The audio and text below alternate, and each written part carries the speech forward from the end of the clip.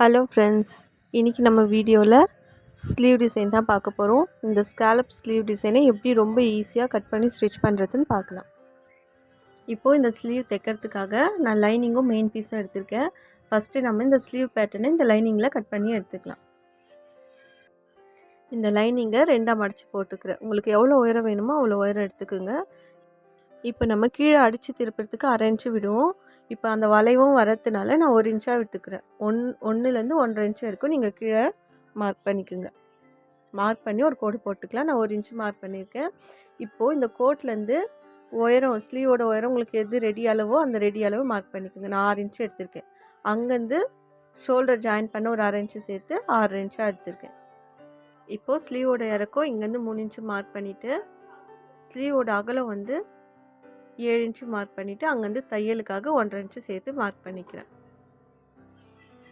இப்போ இங்கேருந்து இங்கே நம்ம இது மாதிரி ஒரு வளைவு போட்டுக்கலாம்.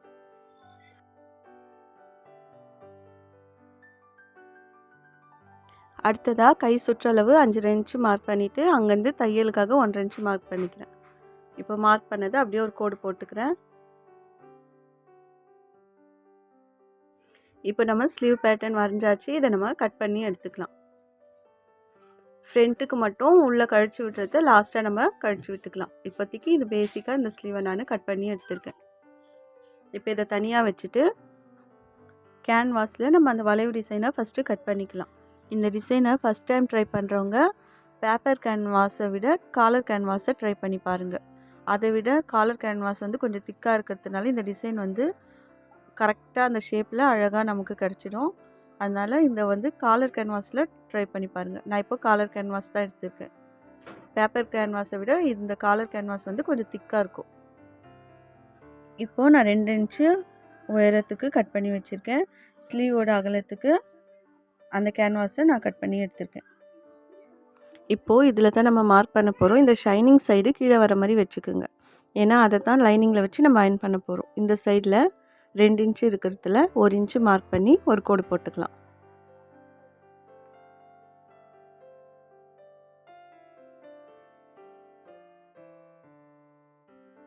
இப்போ நம்ம 1 இன்ச்சு கோடு போட்டிருக்கோம். இந்த 1 இன்ச்சு கோடு போட்டதுக்கப்புறமா அந்த கோட்லேருந்து ஒரு 1/2 இன்ச்சு கீழே வச்சு மார்க் பண்ணி அதையும் ஒரு கோடாக போட்டுக்கலாம்.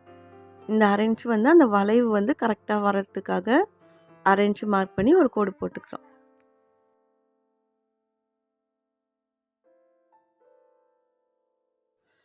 இப்போ நம்ம 2 இன்ச்சில் 1 இன்ச்சு மார்க் பண்ணி ஒரு கோடும் 1/2 இன்ச்சு மார்க் பண்ணி ஒரு கோடும் போட்டிருக்கோம். இப்போது வளைவு போடுறதுக்காக நான் இந்த மூடி எடுத்துருக்கேன். இந்த மூடியை வச்சு தான் வளைவு போட போகிறேன். இப்போது நம்ம இந்த 1/2 இன்ச்சு அளவு கோடு போட்டிருக்கோம்ல, அந்த இடத்துல கரெக்டாக அந்த டச் ஆகுற மாதிரி இப்படி வச்சுக்கோங்க. வச்சுட்டு இப்படி நம்ம வளைச்சி ஒரு வளைவு போட்டுக்கலாம். இப்போ பாருங்கள், இதே மாதிரி பக்கத்தில் எங்கே முடியுதோ அங்கேருந்து ஜாயின் பண்ணுற மாதிரி அந்த வளைவு முடிகிற இடத்துல இங்கேருந்து கரெக்டாக வச்சு இப்படி ஒரு வளைவு போட்டுக்குங்க. அந்த 1/2 இன்ச்சு கோட்டில் அது டச் ஆகிற மாதிரி போடுங்க. இந்த 1/2 இன்ச்சு கோடு எதுக்கு போட்டோன்னா, இந்த வளைவு வந்து கரெக்டாக நமக்கு மேலே கீழேன்னு போகாமல் கரெக்டாக அந்த 1/2 இன்ச்சு அளவில் வர்றதுக்காக தான் இந்த 1/2 இன்ச்சு கோடு போட்டிருக்கோம். இப்போ எல்லாமே பாருங்கள், அந்த ஷேப் வந்து ஒரே மாதிரி இருக்குது. நீங்கள் அந்த கோடு போடலைன்னா மேலே கீழேன்னு வந்துடும்.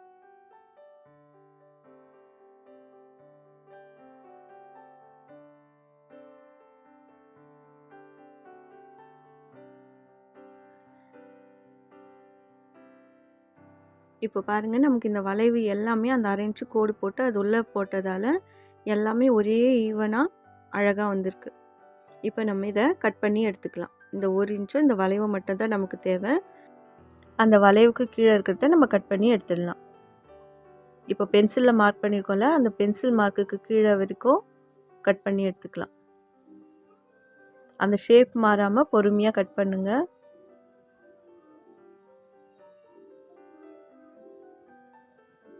இது மாதிரி கட் பண்ணி எடுத்துடலாம்.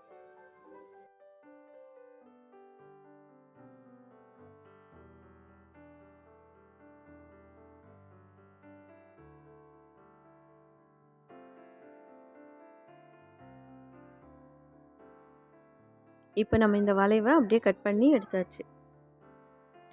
இப்போ நம்ம இதை வந்து லைனிங் பீஸில் வச்சு அயர்ன் பண்ண போகிறோம். அதுக்கு முன்னாடி லைனிங் பீஸில் அந்த 1 இன்ச்சு மார்க் பண்ணியிருக்கோம்ல, அங்கே ஒரு ஆர்க் கட் பண்ணியிருக்கேன்.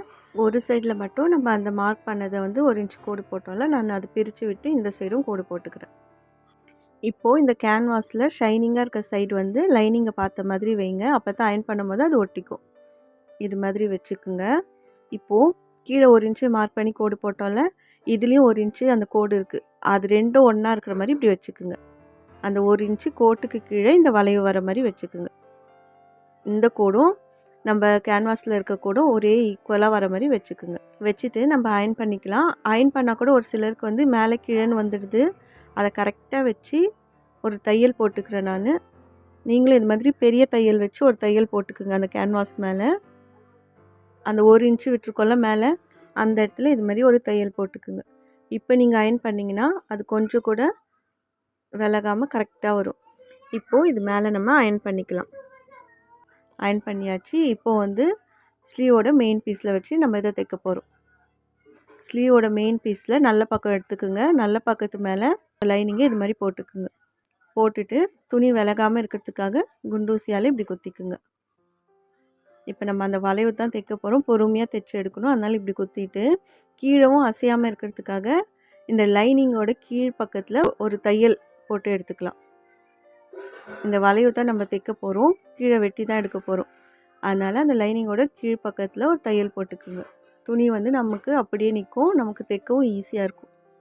இப்போ நம்ம இதை தைச்சி எடுத்துக்கலாம். இந்த கேன்வாஸ் மேலே படாமல் அந்த கேன்வாஸ் ஓரத்துலேயே நம்ம பொறுமையாக தையல் போட்டே வரணும். அந்த வளைவுலாம் கரெக்டாக பொறுமையாக நிறுத்தி தைங்க.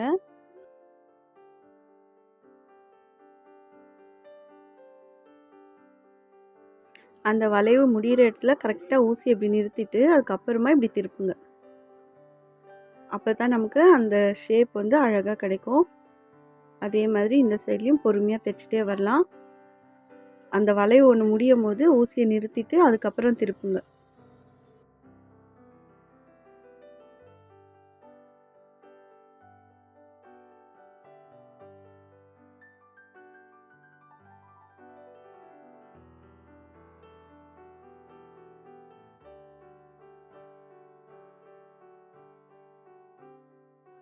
இது மாதிரி பொறுமையாக கேன்வாஸ் மேலே படாமல் தைச்சி எடுத்துக்கலாம்.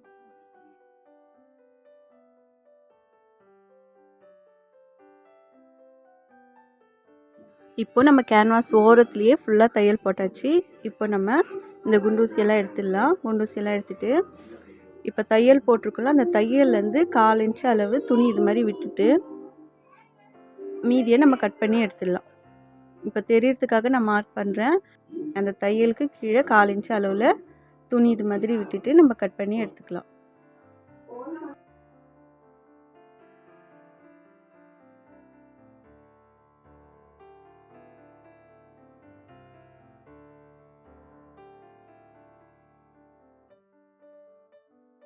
இப்போ நம்ம இதை கட் பண்ணி எடுத்துட்டோம். இப்போ நம்ம இந்த சென்டர்லலாம் கட் பண்ணி விட்டுக்கலாம். அந்த தையல் மேலே படாமல் கட் பண்ணி விட்டுக்குங்க. அப்போ தான் நமக்கு திருப்புறதுக்கு ஈஸியாகவும் இருக்கும். அந்த ஷேப்பும் கரெக்டாக வரும். இது மாதிரி தையல் மேலே படாமல் கட் பண்ணி விட்டுக்குங்க. அதுக்கப்புறம் இந்த வளைவு வர இடத்துலையும் இது மாதிரி அந்த 1/4 இன்ச்சு அளவில் கட் பண்ணிக்குங்க. அந்த தையல் மேலே படாமல் இது மாதிரி கட் பண்ணி விட்டுக்கலாம்.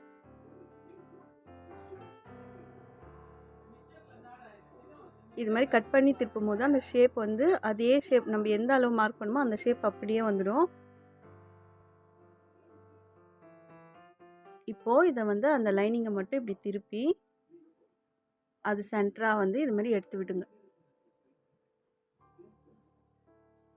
கையிலேயே இது மாதிரி எடுத்து விட்டிங்கன்னா ஈஸியாக வந்துடும். ஏன்னா நம்ம காலர் கேன்வாஸ் வச்சதுனால அந்த ஷேப்பும் கரெக்டாக வந்துடும்.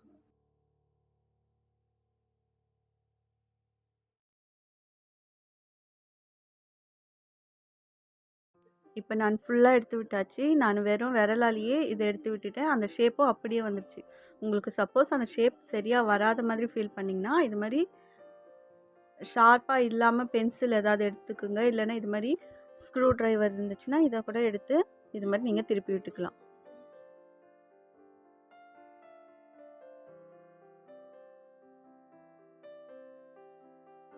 இப்போ நமக்கு எல்லா வளைவும் ஒரே மாதிரி கிடச்சாச்சு. இப்போ நம்ம இதை திருப்பி இந்த வளைவு மேலேயே ஒரு தையல் போட்டு எடுத்துக்கலாம். இந்த ஓரத்துலேயே நம்ம ஒரு படிமான தையல் போட்டு எடுத்துக்கலாம்.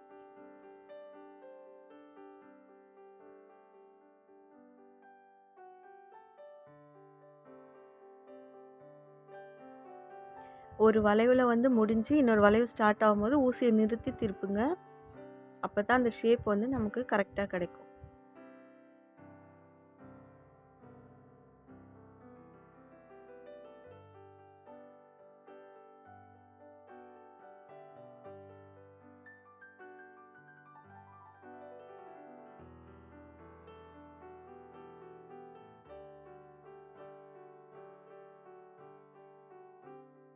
இப்போ நம்ம இதை தைச்சதும் இந்த பக்கம் திருப்பிக்கிங்க. லைனிங் சைடு திருப்பி இந்த லைனிங் ஓரத்துலேயே நம்ம சுற்றி தையல் போட்டு வந்துடலாம்.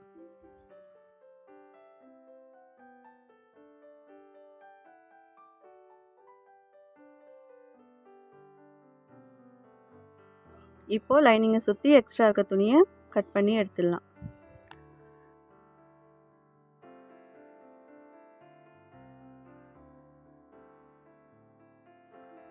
அவ்வளோதான் ஃப்ரெண்ட்ஸ், நம்மளோட ஸ்கேலப் ஸ்லீவ் டிசைனு ரெடி ஆகிடுச்சு. இது ரொம்ப ஈஸியாக இருக்கும். தைக்கிற அந்த வளைவில் தைக்கும் போது தான் கொஞ்சம் பொறுமையாக தைக்க வேண்டியது இருக்கும். மற்றபடி ரொம்ப சிம்பிளாகவும் நீங்கள் தைச்சி போட்டிங்கன்னா ரொம்ப அழகாகவும் இருக்கும். இந்த வீடியோ உங்களுக்கு பிடிச்சிருந்தா லைக் பண்ணுங்கள், ஷேர் பண்ணுங்கள், சப்ஸ்கிரைப் பண்ணுங்கள். தேங்க்ஸ் ஃபார் வாட்சிங்.